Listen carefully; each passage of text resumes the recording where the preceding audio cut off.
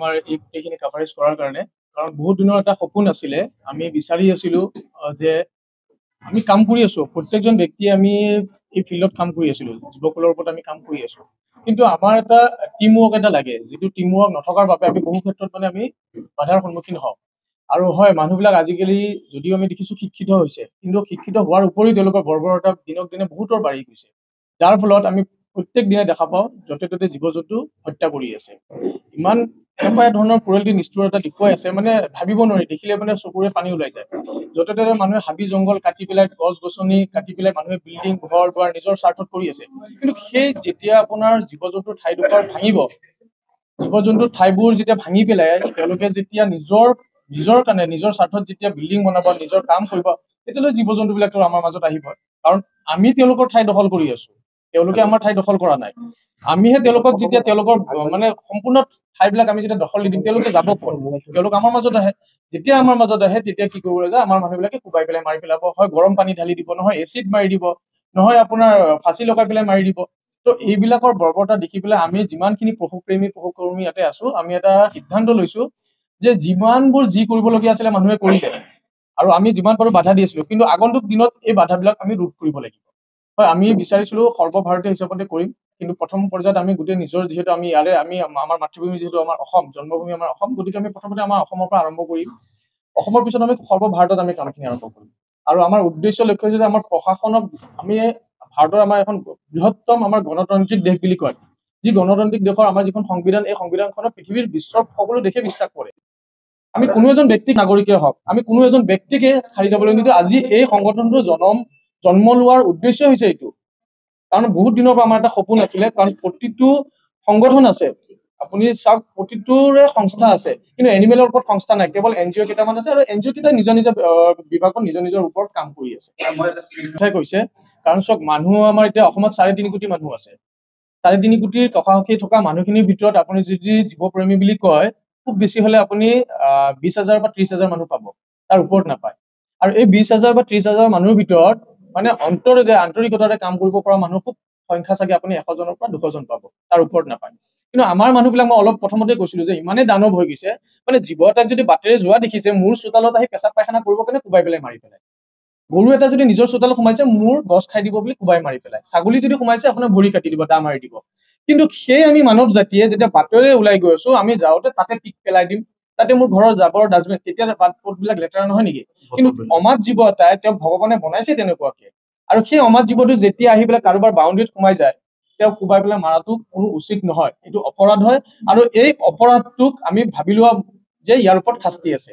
আৰু কোনোবাই যদি মানে ফালৰি কাটিব বিচাৰিছে যে মনে মনে কৰিছে, তাত কিন্তু আমি সদায় জপিয়াই পৰিম।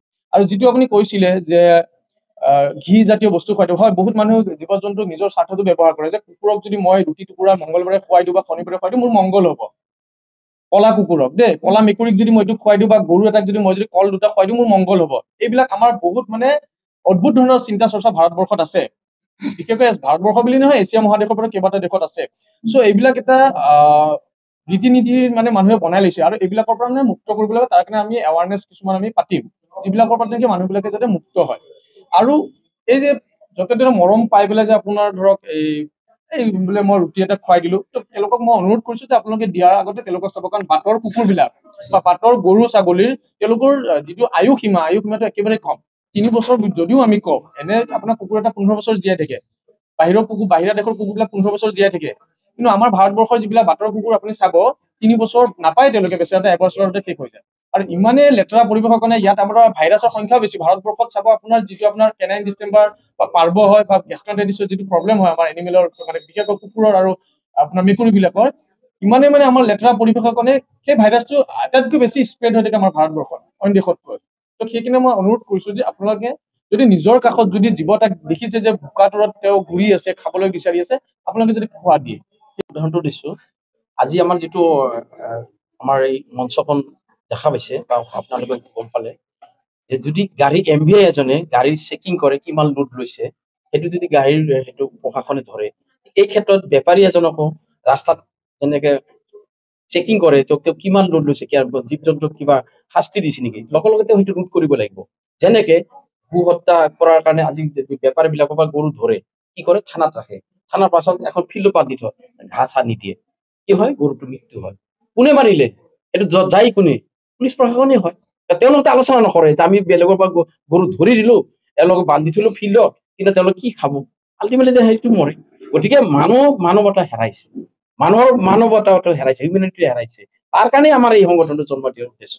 গতিকে আপুনি যে ক'লে কুকুৰ বা কুকুৰা হওক, হাঁহ হওক বা ছাগলী হওক, একদম যেনেকে জাপি আনে, এইটো এটা অমানিক কথা। তেওঁলোকে বুজি নাপায়, তেওঁলোকে অকল মানৱতাটো হেৰাই যোৱাৰ কাৰণে এইখন কৰিছে। কিন্তু এজন গৃহস্থই সুকলমে বজাৰত লৈ আহে বিক্ৰী কৰাৰ কাৰণে, তেওঁ মৰম কৰি আনে। গৰু যদি বিক্ৰী কৰে তাক গা ধুই লৈ আহে, ছাগলী এটা লৈ আহিলে তাক গা ধুই লৈ আহে, তাক ঘৰৰ পৰা বিদায় দি লৈ আহে। কিন্তু কি হৈছে আজিকালি, তাৰমানে য'ত যেনেকে যি পায় তাকেই কৰে।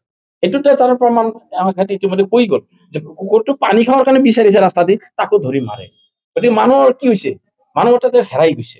গতিকে তাৰে উদ্দেশ্যৰে আজি আপোনালোকে আমাৰ নিউজটো আপোনালোকৰ অসম ভিত্তিত বিয়পাই দিয়ক যে আমি কিহৰ কাৰণে কি কৰি আছো, আৰু কিহৰ কাৰণে আমি কিমান কষ্ট কৰিব লগা, ট্ৰাগল কৰিব লগা, সংগ্ৰাম কৰিব লগা হৈছে। ইতিমধ্যে কেইবাজন বাইদেউ কৈছে মাৰ খাব লগা হৈছে পাব্লিকৰ। কিহৰ কাৰণে? সত্যৰ কাৰণে মাত দিয়াৰ কাৰণে। সত্যৰ কাৰণে মাত দিয়াৰ কাৰণে মাৰ খাব লাগিছে, খামে, ঠিক আছে।